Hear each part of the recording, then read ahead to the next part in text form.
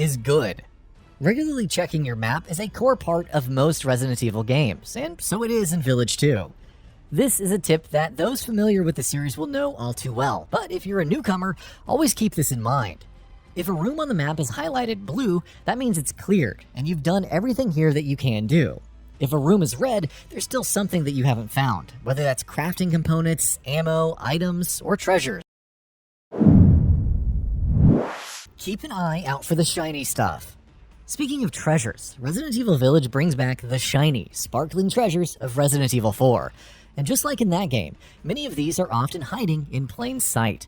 They can be stuck to walls, to the ceilings, to rafters, in nooks that can only be seen from specific angles. Always survey your surroundings carefully, and if you see something sparkling, make sure to shoot it down. The cash you get from collecting treasures is invaluable. Treasures can be combined. Again, just like in Resident Evil 4, some treasures can be combined with each other to make them more valuable. Don't immediately sell off every treasure that you find.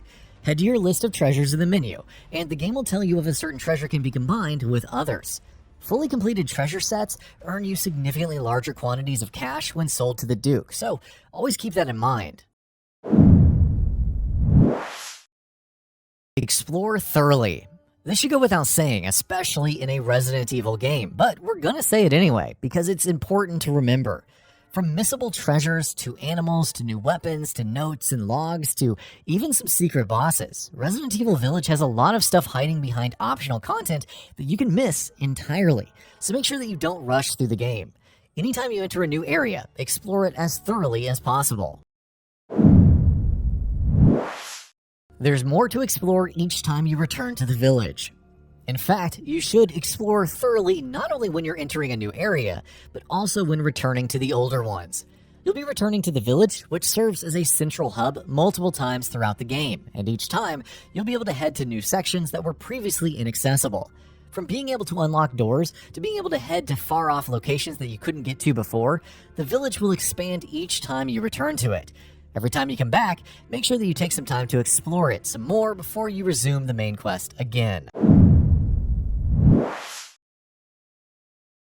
Hunt all the animals.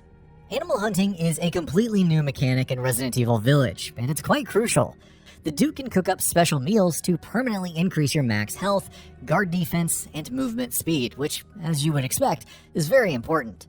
Animals are often hidden in secret and optional areas though, both in the village and in the locations that serve as the game's main dungeons, so to speak, so always keep an eye out for them. Checking your map is often a good idea, but remember that if your map is too zoomed out, spots where animals can be found will not show up on it. Oh, and one more thing. Don't waste bullets on hunting animals.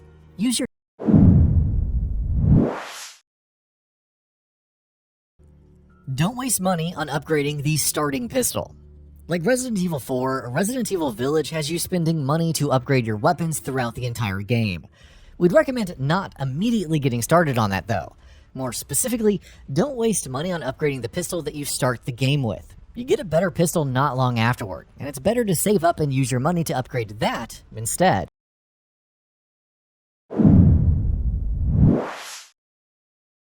Crafting shotgun or sniper rifle ammo is better than crafting pistol ammo. You'll be picking up crafting resources and using them to craft ammo throughout Resident Evil Village.